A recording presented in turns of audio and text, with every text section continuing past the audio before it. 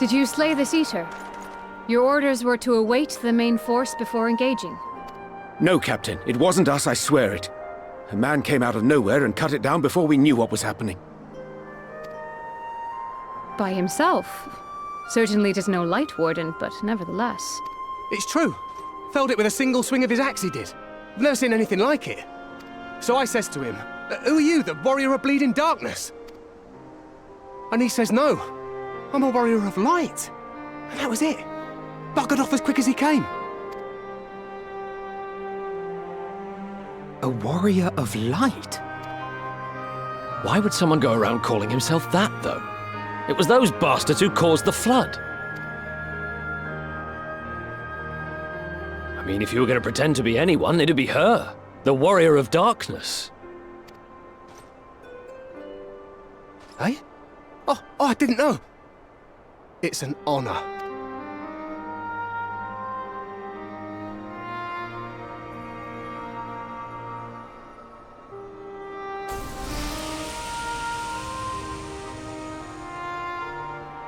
Since the Eater is no longer a threat, our work here is done. Return to your posts.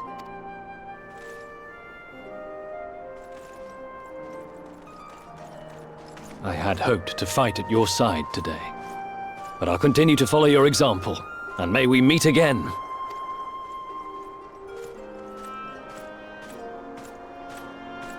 I apologize for the wasted journey. It seems I overestimated the threat. As for this warrior of light, I do not know who would be brazen enough to take that mantle for his own. Whatever it may once have meant, it is forever tainted by the association with the Flood.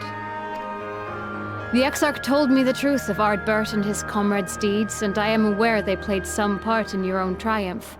But to most, they are synonymous with the calamity that befell this world. Still, if this man is minded to destroy Sin Eaters, I may forgive him his unfortunate choice of alias. But that is neither here nor there. I thank you for accompanying me. With that concluded, shall we return to the Crystarium? There is a proposal I should like to make.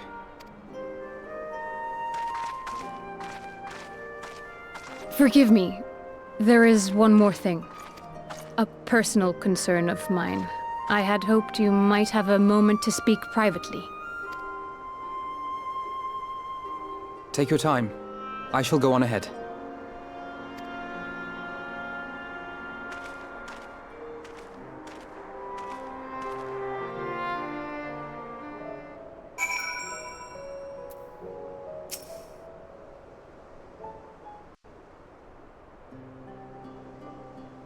I will not mince words. This matter concerns the Exarch. Though his countenance belies his age, his demeanor never has. He has seen more than any man should and grown ever more weary with time. But I see I give the wrong impression. While it is true he attempted to open a letter with a salmon fillet the other evening, we are not here because I suspect his mind is deteriorating.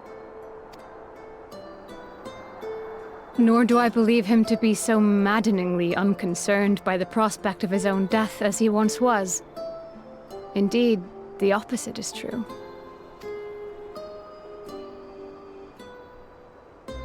It is for this reason that I seek your advice. Since he returned from the Tempest, the Exarch is not as he was. He seems a different man, a younger man. I know not the details of his research, but when I saw him at work recently, there was a glint in his eye that I had never seen before. He looked happy. It was as if he had peered into the future and for the first time found joy there. Though it gladdens me to see him thus, I wonder if I should not keep my distance. I fear that my presence will only anchor him to the past, remind him of all the pain that came before.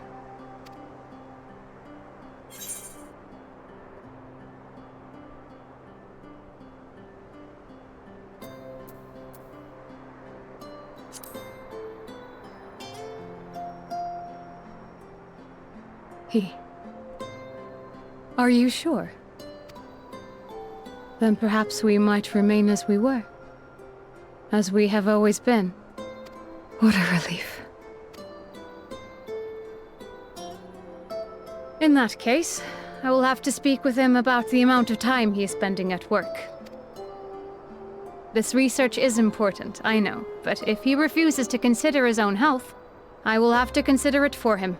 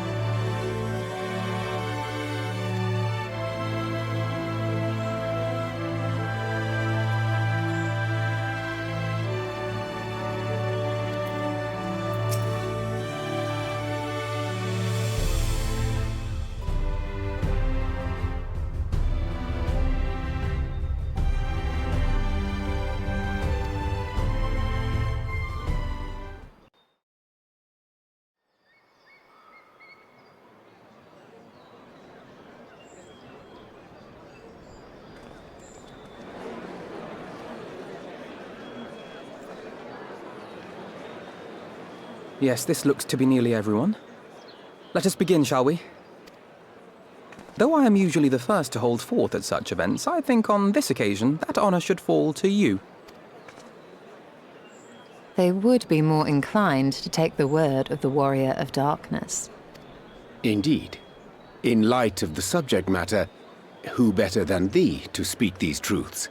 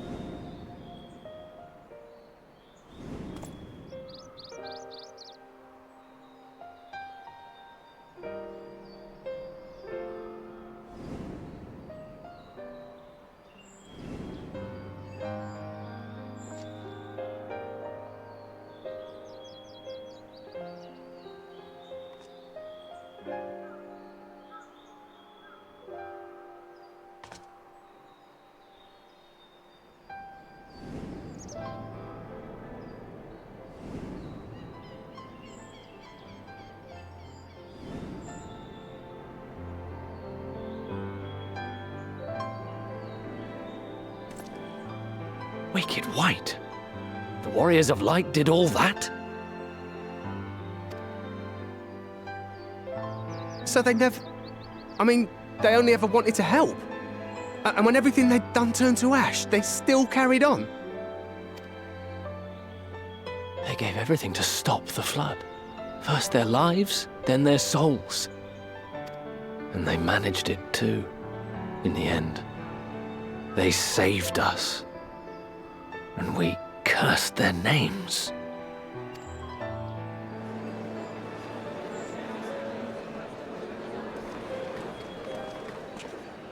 This should go a long way towards clearing the air.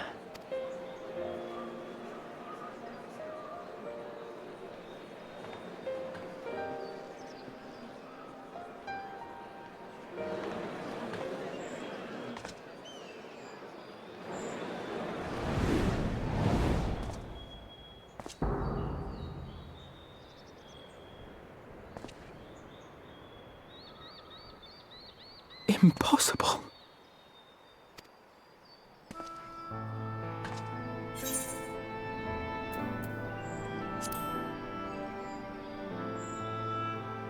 I definitely see something.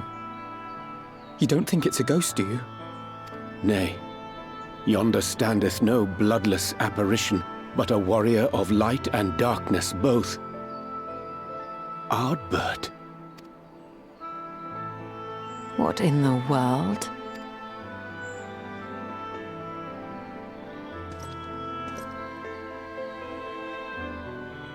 It's you! The one who slew the Eater!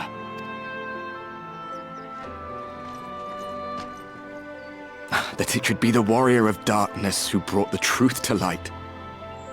You've saved me a fair bit of time, though I have a few words of my own to say, if I may.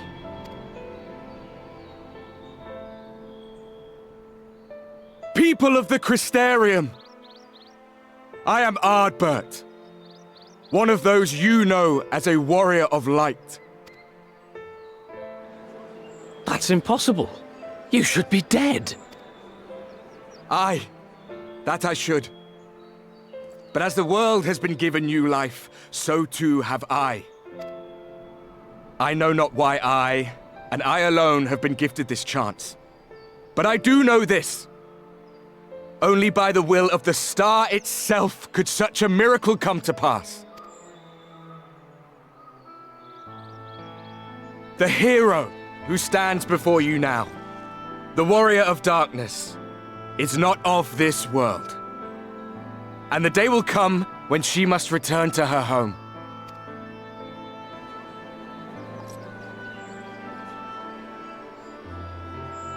But this land is our home.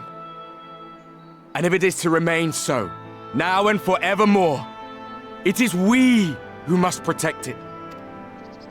The time to rely on saviors from afar has passed. It is you who must rise. You who must become The new Warriors of Light!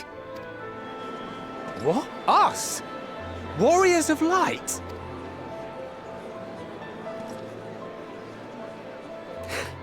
None of us were born heroes, my friend. I was only ever a man with a thirst for adventure. But wherever my journeys took me, I was invariably confronted with the same choice. To lend what aid I could to those in need, or not. And I always chose the former. Any one of you could do the same. All you need is the will to help your fellow man, and the resolve to see it through.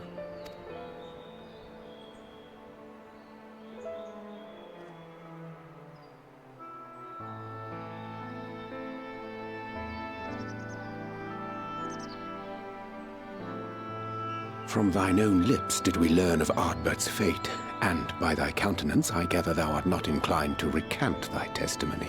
Yet whosoever this man may be, his words hold truth and resonate with the citizenry besides. For us to voice our doubts here and now would serve but to sow disquiet. 'Twere better we retired unto the ocular and there discuss this matter in private. Go. I will stay here and watch.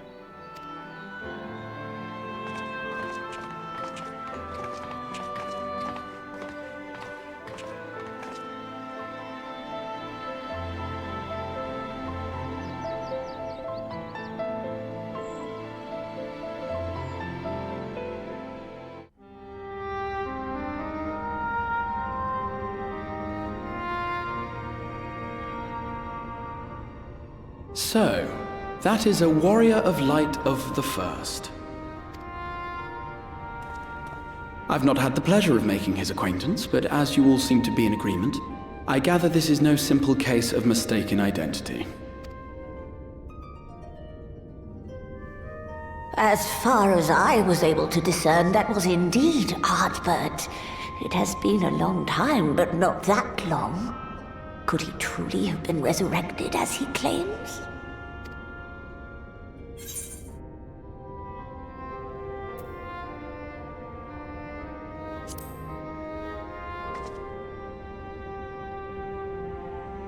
Ardbert did entrust his very soul unto thee. I see no reason to question thy judgment. Nor I. To my eyes, your ether burns as brightly as the day you slew Emmett Selk. That is proof that he is with you still.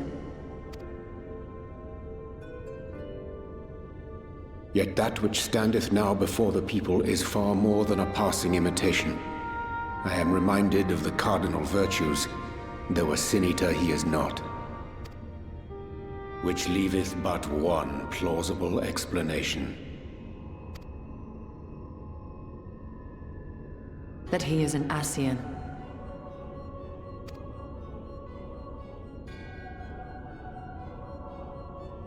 Given their fondness for posthumous possession, I would have to agree. From what I understand, the Warriors of Light were laid to rest in Yulmore by those whom they had aided in life. At the time, some few still remembered them as heroes. Needless to say, 4 of them were subsequently exhumed to serve as the Virtues. And if one knew where to look, Ardbert too would not have been difficult to find. Assuming then that this is indeed the work of an Ascian, my mind inevitably turns to the last remaining paragon to survive the Sundering.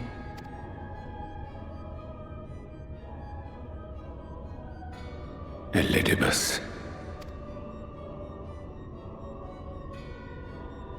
That Xenos hath reclaimed his own flesh is known. Thus evicted from his borrowed form, and cognizant no doubt of Emmett Selk's failure here in the First, 'tis quite possible the emissary chose Ardbert for his next vessel. Inhabiting the flesh of the fallen? My, that is unsavory. And they do this often, you say? Verily, for they possess no corporeal forms of their own. In what one may term their natural state, none save those gifted with the echo can perceive them. Indeed, when Elidibus intruded upon the waking sands, his presence did go unmarked by all save Minfilia and the Warrior of Light. On that occasion, I myself remained ignorant of his coming until after his departure. It was only at a later juncture, when he deigned to appear before me in borrowed flesh, that I was finally able to take the measure of him. In such puppetry do the Ascians engage when they seek to influence the course of history. And they have gained much by it. Emmett Selk single-handedly built the Garlean Empire in this manner, while La Hebrea came close to conquering Eorzea, having taken possession of Thancred's living body. Yet it must needs be noted that the Ascians cannot avail themselves of all mortal vessels. For were they able to do so, none would serve as a better pawn than our own redoubtable champion. Mayhap the blessing of light shieldeth Hydaelyn's chosen from Ascian influence. Or mayhap other forces are at work. We cannot say for certain. Whatever the reason, I hope it holds true. I dare not contemplate what might come to pass otherwise. Is it not peculiar, then, that Ardbert's mortal remains should be susceptible, given that he was once a warrior of light? Or did the final departure of his soul make it possible, perhaps? Regardless, to hear an Ascian use him to call forth new warriors of light boggles the mind.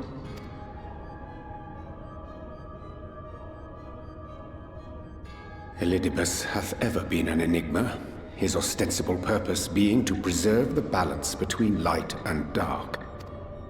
When he made overtures towards me, however, I was afforded a glimpse behind the mask of the self-appointed emissary. I shall not defend mine actions, undertaken in pursuit of a better understanding of our foe, as either wise or prudent. Nevertheless, what little I did glean may now prove useful. Elidibus possesseth a subtle mind, practiced in the art of manipulation. That he coaxed this star's most valiant heroes as far as the source with naught save half-truths is no trifling feat. And now I believe he doth employ his skills once more to some as yet unknown end. Though naught is certain, should my suspicions prove true, we shall have need of all our wits if we are to uncover and thereafter thwart his plot. Agreed. 'Tis plain that simply speaking out against him will not avail us. At best, it would only serve to confuse the people. And I would hesitate to do anything which might tarnish Ardbert's reputation once more, nor yours by association. That being the case, it may be wise to keep a covert eye on this Ardbert's movements, as we attempt to discern his purpose and how best to mitigate his influence.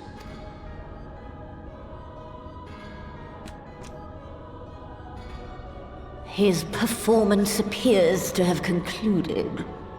What now? Go back out and follow him? 'Twould appear Master Alphino already hath pursuit in mind, and I suspect one pair of eyes shall better serve our cause than half a dozen. Let the rest of us maintain an inconspicuous distance, for the present at least.